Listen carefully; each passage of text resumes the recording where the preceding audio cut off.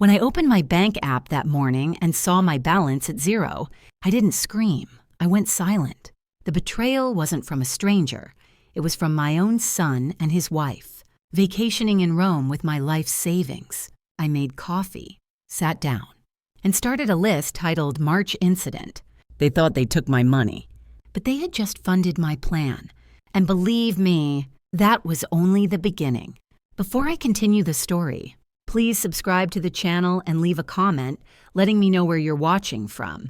The morning began the way most of mine do. Quiet, predictable, with the hum of the coffee maker filling the kitchen. I reached for my tablet to check the usual. Electricity bill, insurance due dates, my bank account balance. I wanted to see that familiar safety net I'd spent decades building. Instead, I saw zero. For a moment, I thought it was a glitch. I refreshed. Nothing changed. The numbers stared back at me like an open wound. Every account. Drained. Checking. Savings. Even the emergency fund. Gone. I didn't scream. I didn't throw the mug across the counter. I just sat there and listened to the coffee finish its cycle. I raised a family. Not a thief, I thought. So why does it feel like I've been robbed by my own blood? The smell of roasted beans drifted through the air while silence settled in, heavy as wet linen. I dialed the bank's helpline, half hoping someone would say system error. Instead, the clerk's voice was crisp, polite, merciless. Withdrawal authorized under your name. Ma'am, that's impossible, I said, gripping the phone harder. Digital signature verified. Timestamp last night. 9:46 p.m. I froze. My signature, she said, verified. My hand didn't move last night. My heart did. Can you send me the log details? An email arrived before I could breathe. The IP address matched my son Duran's house. I stared at the line of numbers. The date, the word approved. Then I printed it, circled the timestamp in red ink, and felt my breath steady. The first layer of shock peeled away, revealing something colder underneath. I thought about the last time Duran and I talked about money. He'd put his arm around me and said, "Mom, your savings are safe. I'll handle everything." I believed him because that's what mothers do. We trust, even when it hurts. I remembered the pride in his voice, the relief in mine. Now that memory felt like sandpaper. My eyes landed on the family photo by the window, Duran, his wife Shayna, and me at his graduation. The frame's corners looked sharper now, almost like they could cut. Then my phone buzzed. A social media notification. Shayna had posted from Rome. The photo was bright, almost blinding, her in designer sunglasses, Duran holding champagne. The caption read, "Finally, we got what we deserve." I stared at it long enough to feel my pulse slow to a deliberate rhythm. I took a screenshot, saved it, and whispered, "Noted." Then I opened the printer again. Bank logs, screenshots, emails, paper after paper. I stacked them neatly into a folder. When the last page slid out, I wrote across the back in firm strokes. Not a mistake, a message. I pulled open my desk drawer, found an empty folder, and labeled it March Incident. My handwriting trembled at first, then steadied as the words took shape. Next, I opened a new note on my tablet. The blinking cursor felt alive, like a small heartbeat, ready to match my own. At the top, I typed, Phase 1, gather proof. That's when I realized I wasn't just reacting, I was beginning. I closed the folder, sealed it, and set it in the drawer beside my passport. The smell of coffee had cooled into something bitter. The day outside looked the same as it did an hour ago, but nothing inside me was the same anymore. They took my money. I whispered to the quiet kitchen. I'll take back my power. By late morning, my dining table had turned into a battlefield of paper, statements, printouts, highlighted logs. I'd been sorting them for hours, one careful page at a time. The way I used to sort my son's school forms, my hands still moved automatically, but my heart was working on something else, trying to make sense of betrayal. I reached for my phone, meaning to check the weather, maybe distract myself with something simple. Instead, a notification blinked from the social media app I rarely opened anymore. Shayna Perry posted, "Finally, We got what we deserve. The picture below was bright and smug, white marble columns, sunlight bouncing off the wine glasses, Rome's skyline framed perfectly behind them. My son Duran's arm was around her. His wrist carried the same silver watch I'd given him on his 30th birthday. My coffee turned cold while I stared. That sentence, "We got what we deserve," echoed louder than any insult I'd ever heard. My sadness didn't vanish.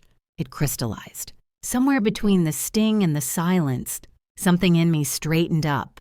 I zoomed in. Every detail became a clue. The luxury hotel tag in the corner, the mosaic floor, Shayna's sunglasses reflecting what looked like a terrace with a fountain. I whispered to myself, if they post it, they leave breadcrumbs. Instead of shaking, my hands steadied. I began saving every photo, one by one, carefully labeled with timestamps. My reflection floated across the dark screen, overlapping with their smiling faces. Two versions of life, mine behind glass. Theirs flaunted to the world. When the last photo was saved, I opened my laptop. The house was quiet except for the hum of the refrigerator. I uploaded one of the Rome pictures and clicked. Properties, details. A string of coordinates appeared. GPS data embedded deep in the image. I copied the numbers into a map search. They led directly to a luxury hotel on Via Veneto. The timestamp read 03, 47 a.m. CST. The exact hour the withdrawals from my account began. I printed the page and circled the numbers in red ink. A proof. Cold. Digital. Undeniable. For the first time that week, I smiled, not out of happiness, but precision. I sat back and thought of someone who might understand without pity. Avery. She'd retired from law 5 years ago, but never retired from being sharp. I called her under the excuse of catching up. She picked up on the second ring. Eileen. It's been ages. How's retirement treating you? Full of surprises. I said, steadying my tone. If someone used your name on a digital authorization, how long before it's considered fraud? There was a pause, the sound of her stirring tea. Depends who's watching, she said. And who's collecting? I let that sink in. Then I guess it's time someone started watching. We agreed to meet for lunch the next day. Public place, quiet booth, her kind of setting. When I hung up, my pulse had changed rhythm. It no longer raced with panic. It kept time with intent. That night, I sat at my desk again. The photos from Rome, the printed GPS data, and the bank logs were arranged in perfect order. Beside them lay my red notebook. I opened to the first page and wrote slowly. They took what I earned, now I'll take what they built. The words didn't sound vengeful. They sounded factual, the kind of statement you read in a ledger, not a diary. The lamp cast a small circle of light over the desk. On the tablet screen, Shayna's smiling face was still frozen mid-toast. I watched her for a moment, then reached out and turned off the light. Her smile disappeared into black. That night, the silence of my house felt heavier, but my mind had already started building a case. The next morning, I drove through the quiet streets of Houston, the red notebook sitting on the passenger seat like a silent companion.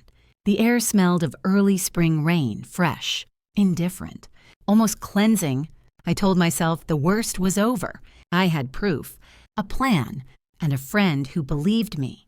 My home, at least, was still mine. When I pulled into the driveway, the sun glinted against the glass panes. Everything looked familiar. My azaleas in bloom, the chipped mailbox Joanne once promised to replace. I balanced my coffee, stepped to the door, and entered the 4-digit code I'd used for years. Beep, error. I frowned. Pressed the buttons again, slower this time. Beep, error. The keypad's small red light stared back at me like an accusation. My finger hovered, trembling slightly. For a long second, I thought maybe I'd forgotten. Maybe I was too tired. I tried one more time. Beep. Still wrong. Then I saw it. The security camera's light, blinking red instead of green, watching me, not welcoming me. I took a step back. Something on the porch rail fluttered in the light breeze. A single sheet of paper taped down with blue painter's tape. I walked closer, reading each word carefully. Do not grant entry. owner out of state. Below it was a signature in Shayna's looping. Practiced handwriting. My eyes didn't sting, but my throat closed. My name, my ownership, erased in black ink. I read it twice, memorizing everything. The font, the tape placement. The date in the corner, March 14th. I didn't rip it down. Instead, I lifted my phone and took a photo, zooming in on her signature. It went straight into the March incident folder. For a moment, the sound of my own heartbeat filled the porch. Not fury, not even shock. Just the hollow ache of realizing your life has been quietly rewritten without your consent. Mrs. Price, a voice called softly. I turned. Sherry, my next-door neighbor, stood by her garden gate, wringing her hands. I didn't know you were back. Shayna said you were, well, not feeling well. That's why they changed the locks. I smiled, small, steady. Oh, I see. Did she mention which locksmith they used? Sherry looked relieved that I wasn't shouting. A company from the Woodlands. I think. Big white van. Cost must have been high. I nodded, tucking a strand of hair behind my ear, like we were just chatting about the weather. Inside, the humiliation was melting into something colder, sharper. I thanked her and walked back to my car without looking at the house again. Once inside, I opened the glove compartment and took out a small voice recorder. Old habit from work, meetings, lectures, things worth remembering. I pressed record. March 14th. Den. 25. Code rejected. Paper on door. Witness. Sherry present. My voice was steady. It sounded like someone else's.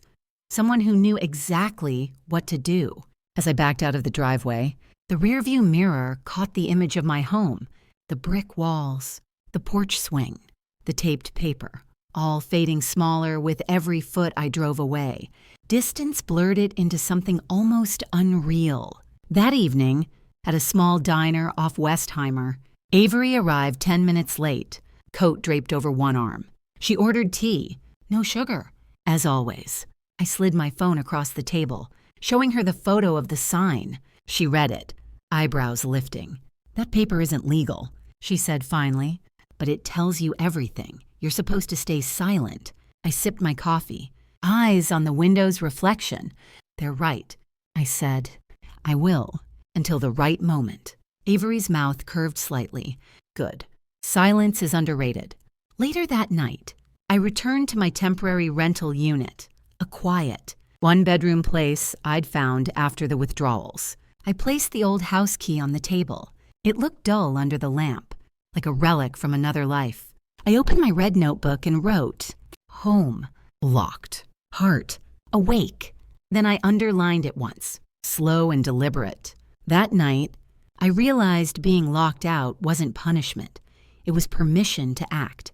Late afternoon light filled the small kitchen of my rental unit, soft and golden, falling across a table I had cleared of everything but what mattered now. My printer stack, pens, sticky flags, and the red notebook. The coffee had gone cold hours ago, but I didn't care. The hum of the refrigerator became a kind of metronome for my thoughts. If they weaponize paperwork, I whispered, I'll turn paperwork into armor. I opened the notebook to a blank page and wrote in neat block letters across the top. March incident, primary ledger. The first line felt heavier than ink. I dated it, underlined the month, and drew 2 columns with the precision of someone reconstructing a crime scene. On the left, I wrote what they took. On the right, what I keep. Under what they took, I began listing withdrawals one by one. Amount, time, confirmation code. Next to each, a note. Know who benefited? March 7th, $9. $0 transfer to J. Price account. Then, March 8th, $3. 200 debit. Travel agency Rome. When the list reached the page's end, I stared at the other column. What I keep. It looked shorter, but far more valuable. My name, my deed, my patience. By the 3rd page, I was writing smoother, faster. The act itself, organizing chaos, was rebuilding me. As the sun dipped lower, I took out my phone and dialed Darlene's number. She lived down the hall, a retired accountant who still balanced her checkbook with a ruler. Darlene. It's Aileen, I said. Do you still remember how to set up audit ledgers? She chuckled. I never forgot. What do you need? Dear, just the structure. I'm reviewing old accounts. Format it like a ledger, date, reference, amount, signature initials, color code if it helps you think. Bring it by the library tomorrow. I'll look it over. Her tone was casual, but I heard the curiosity underneath. Still, she didn't press. That was what I liked about her. No gossip, only numbers. When I hung up, relief slid through me. Quiet but certain. Not dependence, just the comfort of order returning. I gathered my printouts into piles and reached for a 3-ring binder. Its spine cracked as I opened it, releasing that faint smell of plastic and glue. Tabs went in next, each labeled with calm precision. Bank EA Hold IP and Devices signatures. Social HOA Embassy Restitution. On the first divider, I taped a checklist. Date, time, source, initials. Every printout got a number at the bottom corner. I wrote my initials in pencil, EP. Then I stapled the call reference slips from the bank. The binder grew heavier by the minute, not just with paper, but with purpose. By 7 o'clock, the last light faded through the blinds. I placed the binder dead center on the table. Its shadow stretched long and square across the tile floor. I called Avery on speaker, my voice even. Ownership proofs first, he said. Calm and professional. Then bank logs, then social posts. After that, find a notary. And remember, Aileen, if it's not dated and signed. It didn't happen. Understood. I said, leave emotion out of the margins. His words settled in me like a mantra. When we hung up, I added a front sheet to the binder in bold print. Exhibits roadmap. Then I opened the red notebook again. The pages were crisp. Waiting. On the inside cover, I wrote a new list titled Protocol of Silence. No texts to Joran or Shayna. Speak only through documents. Every meeting gets a memo after. Below it, I added the line that had been forming in my head since the locks changed. My anger will not speak. My records will. I sat back and looked at the notebook, its red cover glowing faintly under the desk lamp. It looked small, almost harmless. But I knew what it was now, a declaration of intent. On the final page for the night, I wrote, tomorrow, notary verification. I closed the notebook, feeling its quiet weight in my hands. When the binder finally snapped shut, I knew the next page had to carry a signature, just not mine. The downtown notary office smelled faintly of paper and disinfectant. Fluorescent lights hummed above like restless thoughts, their glow turning everything too white. Too clean. I stepped forward, the red notebook tucked neatly under my arm, and gave my name to the receptionist. Anna Marie appeared from behind the frosted glass partition, a tidy woman in her 40s, hair pinned with precision, expression polite but wary. I remembered her face from months ago, when she'd witnessed my signature for the home insurance documents. We sat across from each other at her sterile metal desk. I slid 2 copies of the same document toward her. One genuine, one forged. The difference was subtle to most eyes. Both bore her notary stamp. Both carried my name in the same cursive flow. But even before she spoke, I could see it. The forged one looked too perfect. She lifted the paper under the light. The ink shimmered unnaturally uniform. Notre amour? No pen pressure variance. The air tightened between us. Anna Marie's brow furrowed. You said this was signed in March. Yes. Right after my account was emptied. She compared the second page, her eyes narrowing. This isn't my signature. Someone copied my stamp digitally. The embossing isn't real. I leaned back, heartbeat steady. Could that happen often? Her lips pressed into a line. Only when people think no one's watching. For a moment, the fluorescent lights flickered, a staccato pulse matching the tension between us. She reached for her own notary ledger, flipping through dated entries. I'll draft a verification statement right now, she said. You'll need this notarized properly. Of course. Relief came not as joy, but as quiet fire. Clarity wrapped in anger. When she handed me the signed statement minutes later, her hand lingered on the paper. I'm sorry this happened to you. Mrs. Price. I nodded. Don't be. They forged a signature. Now I'll forge a consequence, driving to Avery's office. The sun cut sharp reflections through the windshield. Houston traffic pulsed around me, a blur of horns and movement. But my focus stayed on the passenger seat, on the folder stamped proof. Avery's office smelled of old wood and printer toner. He glanced at the papers, adjusting his glasses as he laid the notarized statement beside the bank's so-called authorization letter. The ink density's off, he muttered, pulling the page closer.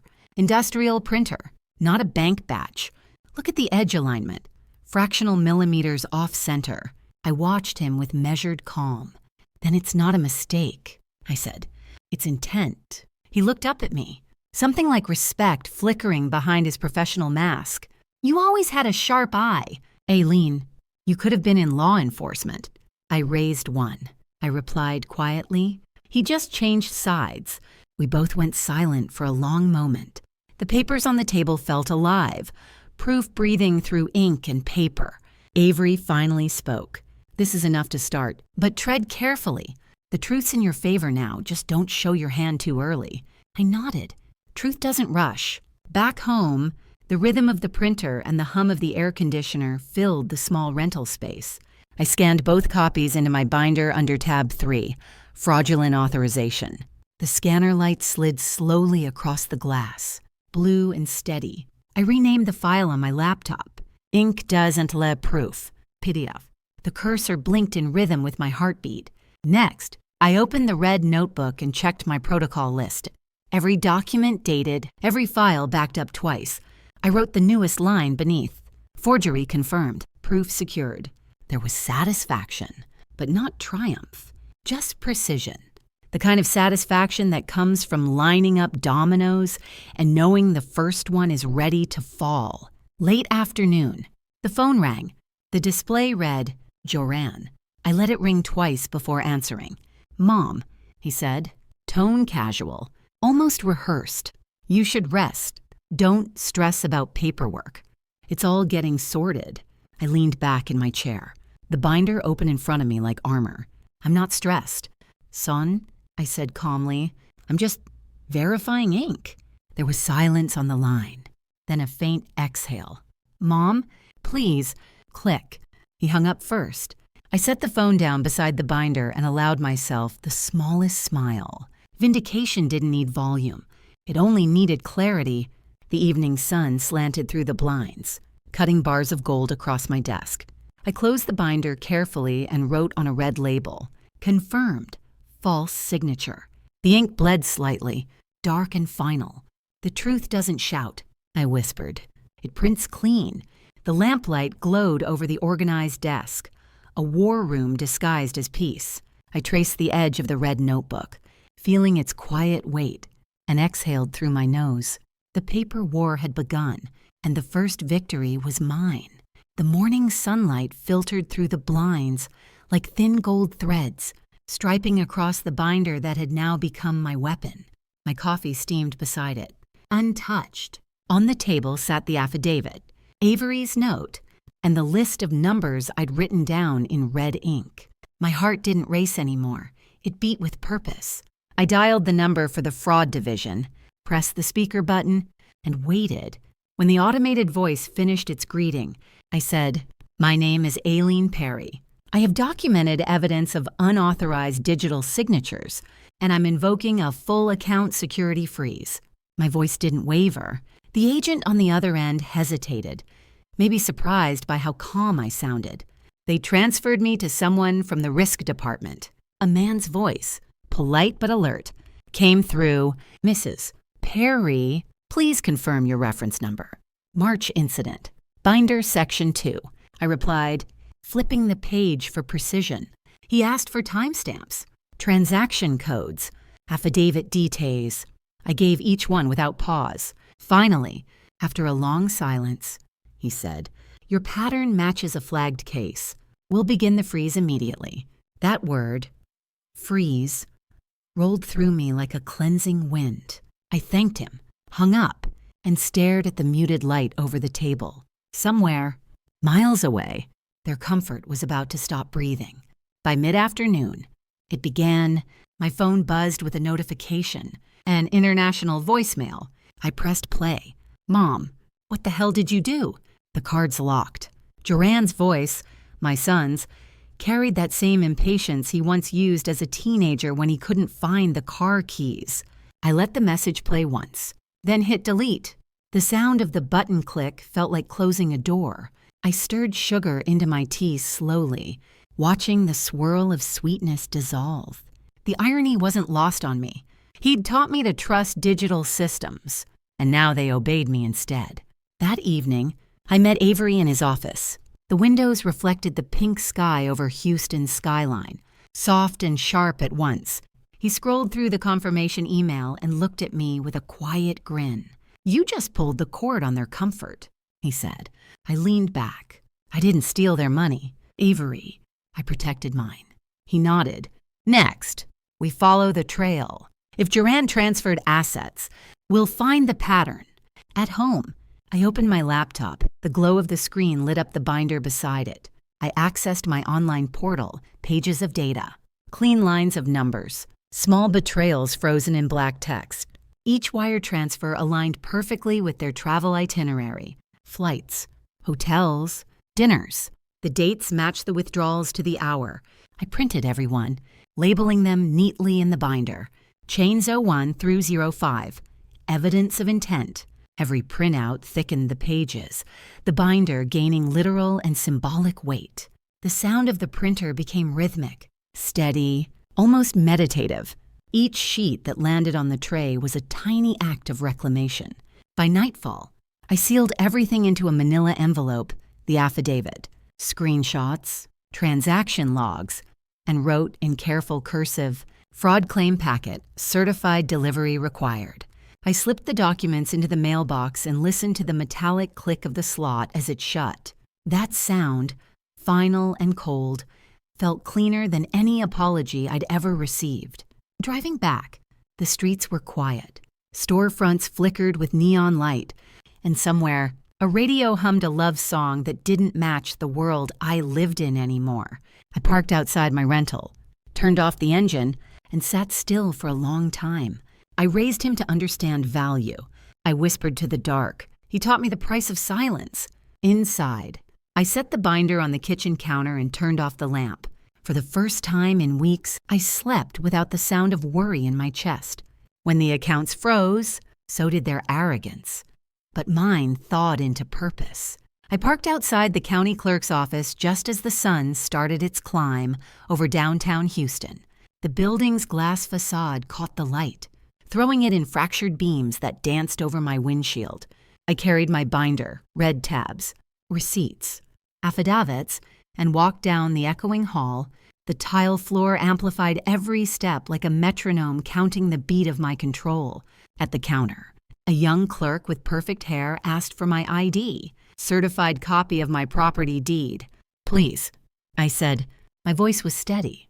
My hands were not. She typed my address into her system, then frowned at the monitor. "Ma'am, the title was recently updated. It shows joint ownership." I felt the floor tilt slightly. I leaned closer. "Updated when..." She scrolled. 3 months ago." My chest tightened, but my face stayed calm. "Print me a copy," I said. When the paper slid across the counter, the bold type screamed what I already feared. Aileen Perry and Joran Perry, co-owners.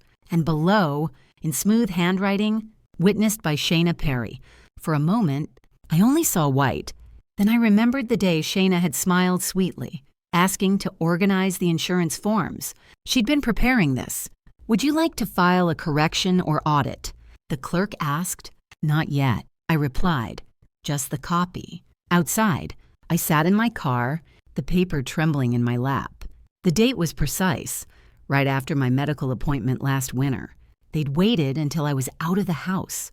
My name was still first on the page, but the sight of theirs beside it felt like someone had signed graffiti over my front door. By evening, I sat in Avery's office, the deed laid out between us. His blinds were half open, stripes of amber light cutting across the desk.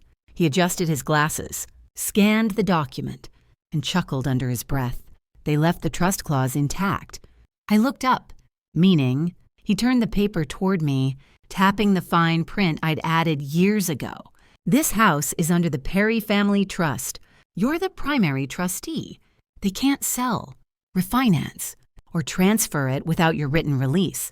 What they did amounts to scribbling their names on a photograph. It looks real, but it's meaningless. I let out a slow breath I hadn't realized I'd been holding. For once, my silence wasn't from pain, it was from power. They'll think they've won. Avery added, "That's useful. Let them believe it." That night, at my small kitchen table, I photocopied the clause and slid it into my red notebook under Section 4, Ownership Proof. I circled the line that read Sole Executor, Eileen M. Perry, and whispered, "Sometimes you win by letting them think they did." My phone buzzed near midnight. The caller ID, Joran. I hesitated before answering. "Mom, the title paperwork says my name now. Stop making this difficult," he said, voice sharp, defensive. I waited a beat. "Then maybe," I answered, "you should read the last line. Son, you signed under me." "Not over me." He said nothing, just the faint sound of breath. Then a click. The call dropped. I stared at the screen until it dimmed. My reflection ghosted across it. I didn't cry. I didn't even sigh. I simply wrote another line in my notebook. Title remains under trust. He doesn't know yet. The lamplight shimmered over the ink. "Names change," I murmured, closing the cover. Authority doesn't. That night, for the first time in weeks, I slept without replaying every betrayal, because the truth sat in black and white, sealed in a clause they'd overlooked. The title was still mine, both the house and the story. Mid-morning light crept through the blinds, carving lines of gold across the cluttered table where I'd stacked every document I owned. I was reorganizing old boxes from storage, receipts, photos, letters when I saw it. A sealed folder at the bottom. Its label faint but legible. Homeowner's policy. Perry residence. The paper smelled faintly of cedar and ink. My pulse steadied. They'd drained my accounts, locked my doors, stripped my name off the title. But this was something they hadn't thought to touch. I ran my thumb across the embossed header, whispering to myself, "They took my money, but not what's tied to my name." I opened it carefully. The document was thick, crisp, still stapled with the original notary seal. The first page listed coverage for property damage, structure loss, and trust-held ownership benefits. Then I saw it, primary beneficiary, Eileen M., Perry Trust Executor, and beneath it, secondary, none. I leaned back in my chair, a slow smile finding its way past the ache. "So when the storm hits," I murmured, "the house answers to me." The words shimmered under the lamplight, like justice printed in ink. I picked up the phone and called the insurance agency. A polite agent answered, "Good morning. This is Eileen Perry. I'm reviewing my homeowner's policy and need to confirm the active beneficiary." There was a rustle of paper, a pause, then her calm voice. "Yes, ma'am. Your policy is current and automatically renews under the Perry Family Trust. Primary beneficiary remains you, Mrs. Perry, exclusively." I closed my eyes, exhaling through a quiet laugh. "Could you send that confirmation to my email?" "Please." Of course. When the email arrived, I printed it immediately. The sound of the printer like a heartbeat in the silence. I slipped it into my binder under tab 5, Assets Held. That afternoon, I met Avery at a cafe off Montrose. The place smelled of old wood and burnt espresso. He read the policy, shaking his head with a half smile. "They updated the deed, but forgot the insurance," he said. "They thought ownership meant control," I replied, my voice low but steady. "They never read the fine print." Avery leaned forward. "Don't cancel it. Wait for the right storm." I nodded. "Oh, I will." Back home, the world outside had gone gray. The forecast on TV spoke of a tropical depression forming in the Gulf, just a whisper of wind for now. I organized the documents on my desk, labeling a new folder. Payout channel, contingency. the glow from the laptop reflected in my glasses. My face looked calm. Deliberate, I whispered. If they think I'm powerless, they should remember who signs the checks. Rain began to patter against the window. I looked down at the printed policy. The bold words coverage, guaranteed standing like a promise. Timing, as always, had a strange sense of humor. I slid the folder into my safe and turned the key. Outside, thunder rolled across the horizon. Soft but steady, a warning or maybe an ally.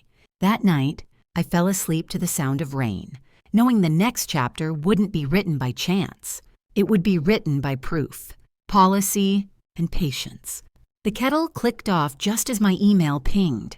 I poured water over the coffee grounds, the hiss and steam filling the quiet of my rental kitchen. Another ping. Then another. When I looked at the screen, the subject lines aligned like a confession. Fraud case update. Security freeze active. Transaction declined. Rome merchant. Justice doesn't always knock. Sometimes it pings. Each message bore a timestamp. Houston morning. Rome evening. I drew a neat underline below every declined in my binder log. The smell of coffee mixed with that sterile paper scent, the kind that comes before order is restored.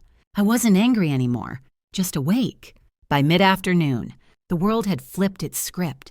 Somewhere across the ocean, Joanne and Shayna tried to pay for a dinner that cost more than most people's rent. Declined.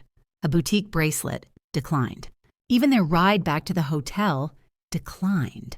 I didn't have to see their faces. The voicemail carried it all. Joanne's voice, brittle with disbelief. Shayna's edge of panic. I saved the message, not the insults. When he finally called live, his voice cracked between charm and fury. Mom, what did you do? I stopped you this time, I said. The silence on the line was long enough for me to hear my own breathing. He hung up without another word. I wrote the time 3:47 p.m. next to the phrase, I stopped you in red ink. The next step wasn't emotional. It was procedural. On my laptop, I logged into my Apple account and turned on every safeguard they'd once mocked me for ignoring. Two-factor authentication, revoked devices, locked backups. Then I opened the activity log. There they were. Coordinates and devices tied to my withdrawals, a mirror of their arrogance.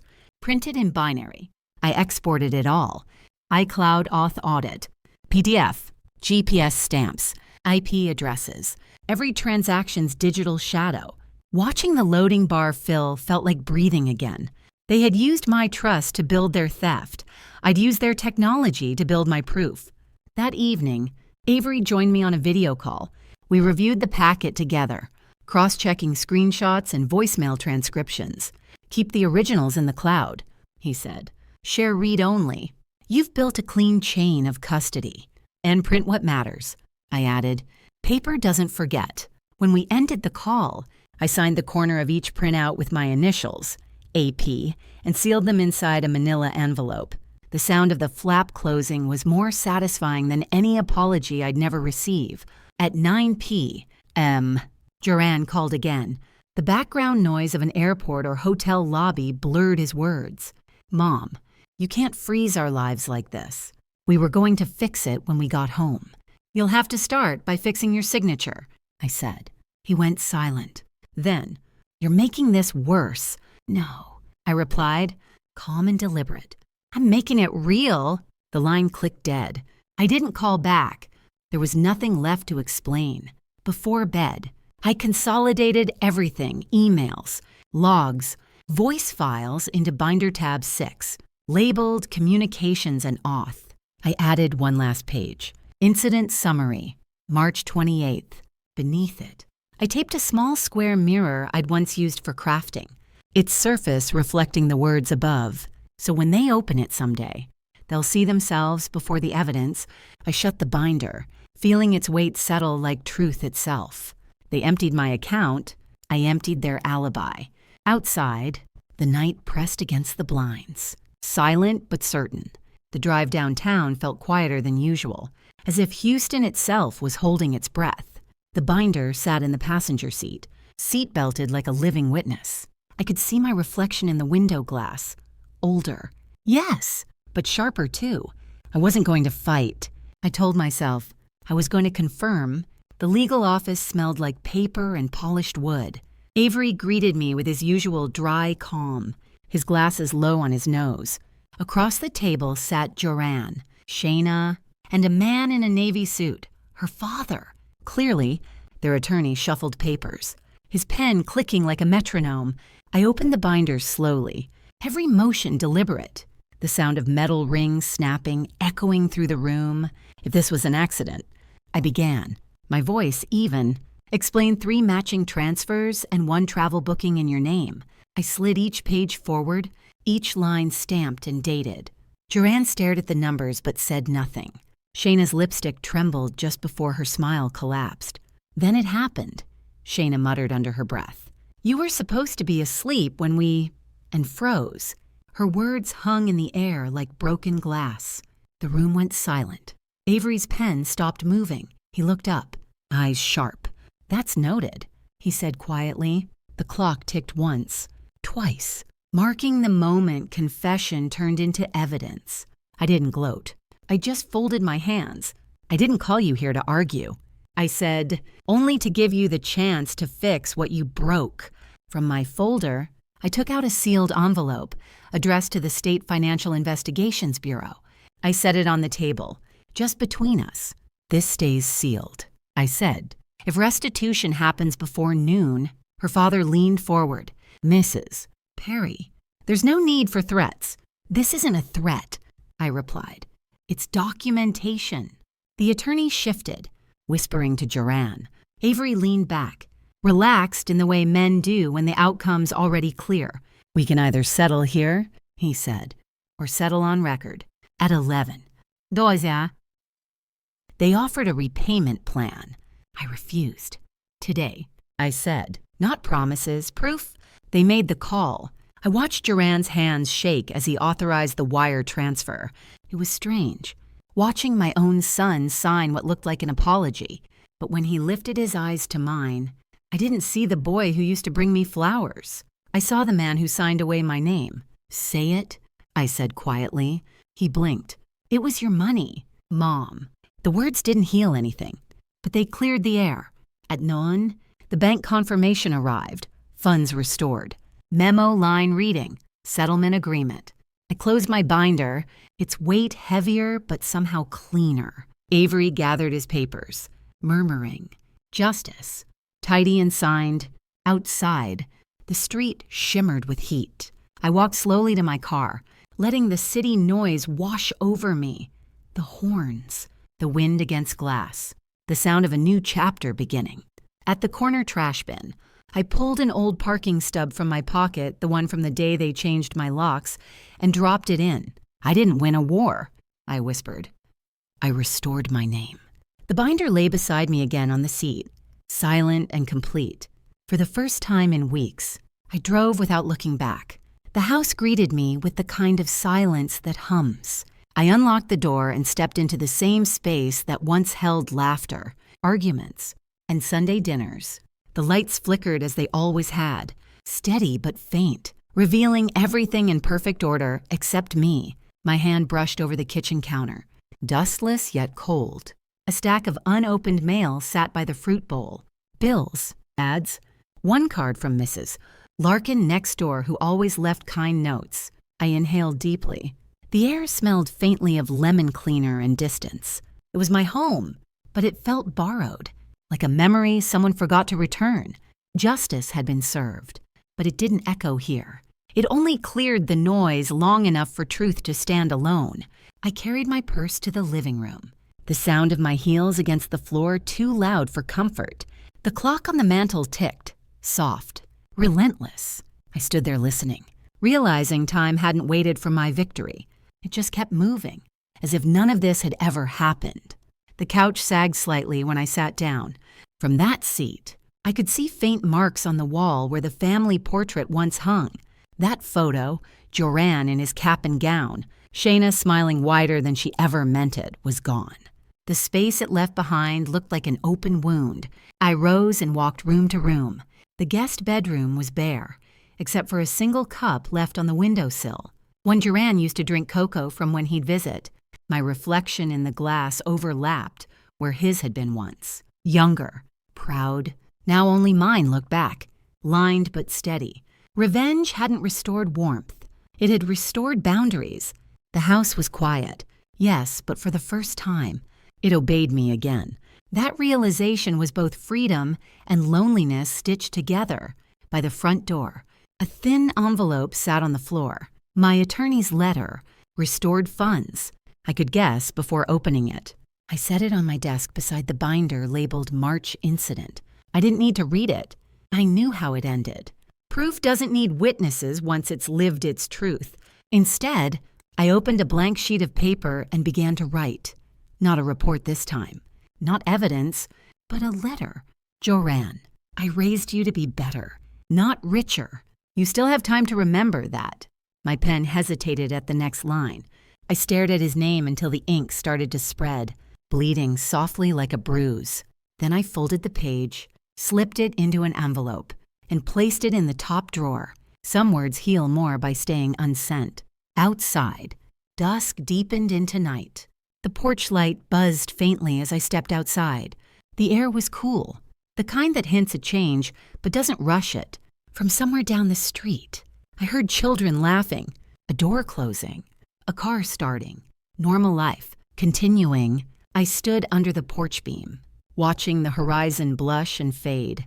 Houston's skyline blinked in the distance, indifferent yet beautiful. They took what they thought was power. I whispered. I kept what they can't touch, my peace. When I turned to go back inside, the hinges creaked softly. I locked the door, not as defense, but as closure. The sound of the latch clicking felt final, not the end of something lost, but the start of something quiet.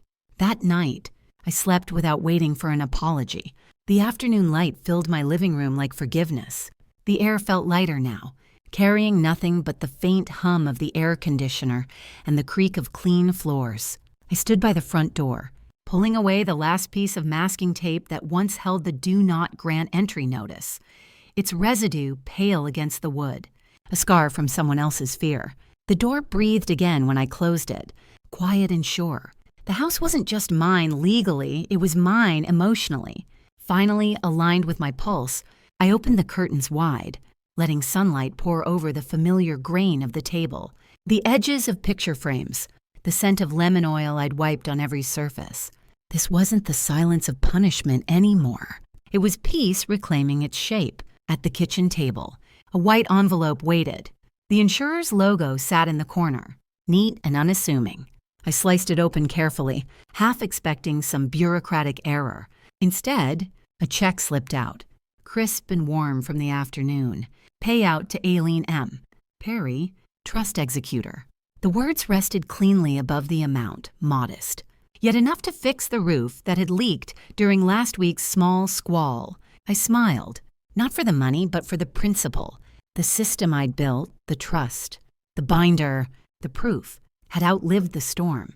I slid the check under my red notebook, its cover worn from every battle fought on paper. Silent beneficiary, I whispered, remembering how careful planning had outlasted their schemes. I didn't need applause. The house itself seemed to exhale on my behalf. The next afternoon, I met Darlene at the community library. The smell of old pages and coffee clung to the air as we sat side by side, reviewing a blank ledger sheet. Perry Quiet Strength Award. The heading read, "A fund for older women retraining for work after loss." Darlene chuckled, tapping her pen. "You're turning pain into policy." I smiled back, into permission to start again. The first deposit came from that insurance payout, not revenge money. Not hush money, just redirected strength. As Darlene filled in the form, I realized something small but radiant. I was no longer defined by what they took, but by what I built afterward. That evening, as the sun melted behind the trees, my phone vibrated on the porch railing. A voicemail, Joran's voice, hesitant but steady. "Mom, I'm sorry. I can't undo it, but I know you didn't deserve it. I just wanted you to know." The message ended there. No plea, no defense. I listened once, then archived it. I opened my red notebook and wrote a single line. Apology received. Conversation deferred. In the desk drawer inside my study, the sealed legal envelope still rested, untouched. It didn't need to be opened. Its existence alone was enough, a quiet deterrent, a promise that truth doesn't sleep. Later that night, I reopened the drawer beneath it, the one holding my unsent letter. I unfolded it gently. The handwriting looked older than I remembered. Beneath the last line, I added, "I forgive you when you live better, not when you speak better." Then I sealed it again and dated the flap. Closure doesn't always come from confrontation. Sometimes it comes from discipline, the courage to stop trying to fix what must outgrow you. The night settled soft around Houston. Crickets sang outside, stitching sound into the still air. I sat at the dining table, opened my red notebook one last time, and turned to a blank page. I wrote, "Balance due, 0 balance kept, dignity." Then 3 rules beneath it. Speak when paper can't. Love without funding harm. Leave room for people to return changed. I closed the notebook. The elastic band snapped shut with a soft click, like punctuation at the end of a long sentence. Stepping out onto the porch, I let the warm night fold around me. The house behind me stood solid and quiet, no longer haunted by betrayal or fear. Its walls were mine again, not because of a deed or a trust, but because I'd rebuilt the woman who signed them. I leaned against the railing and looked out at the dark street, the rhythm of life steady and kind. The house behind me belonged to my name again, and, at last, my name belonged to me. Looking back, I realize revenge was never the real victory. Reclaiming myself was. Money can be replaced, but dignity, once taken, takes courage to rebuild. I hope my story reminds you that boundaries aren't walls. They're the shape of self-respect. Sometimes protecting what's yours doesn't mean fighting louder. It means standing steadier. If you've ever been betrayed by someone you loved, ask yourself this. What did you lose that you can still rebuild stronger? I'd love to hear your thoughts. Have you ever had to take back your peace after being wronged? If this story touched your heart, drop a 1 in the comments or tell me where you're watching from. And if it didn't, share why. Your honesty matters here. Don't forget to subscribe to the channel so you don't miss the next story about strength, forgiveness, and second chances.